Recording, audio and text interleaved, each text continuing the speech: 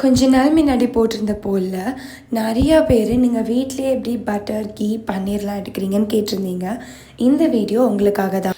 நான் வாங்குறது 2 லிட்டர் பால். First process வந்து நம்ம பால் வாங்கி ஃப்ரிட்ஜில் வச்சு நெக்ஸ்ட் டே எடுக்கும்போது மேலால் நிறைய ஏடு ஃபார்ம் ஆகிருக்கும். அந்த ஏடு பாலோட சேர்த்து ஒரு பாத்திரத்தில் எடுத்து வச்சுக்கணும். மிச்சம் இருக்கிற பால் இந்த செட் பன்னீருக்காகவும் அந்த ஏடு எடுத்த பால் இந்த செட் காய்ச்ச போகிறேன். பால் பொங்கிடக்கூடாது. மேலே இந்த மாதிரி ஃபார்ம் ஆனதுக்கப்புறம் லெமன் பிழிஞ்சிட்டோன்னா பன்னீர் அழகாக ஃபார்ம் ஆகிடும். பாலோட கலரும் இந்த மாதிரி மாறிடும். இப்போ வெண்ணெய் எடுக்கிறதுக்கு ஏடு எடுத்த பாலை காய்ச்சி வச்சுருந்தோம் இல்லையா, அதை வந்து ஊற்றணும். அது உறைஞ்சதுக்கப்புறமா ஃப்ரிட்ஜில் வச்சு நெக்ஸ்ட் டே எடுத்து ரூம் டெம்பரேச்சர் வந்ததுக்கப்புறம் இந்த மாதிரி ஒரு டைட்டாக இருக்கிற பாட்டிலில் போட்டு நல்லா குலுக்கணும்.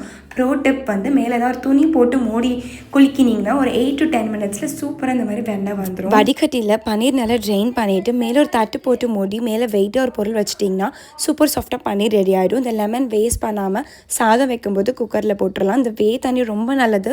சூப்பு சாதம் வைக்கிறதுக்குன்னு எல்லாத்துக்கும் யூஸ்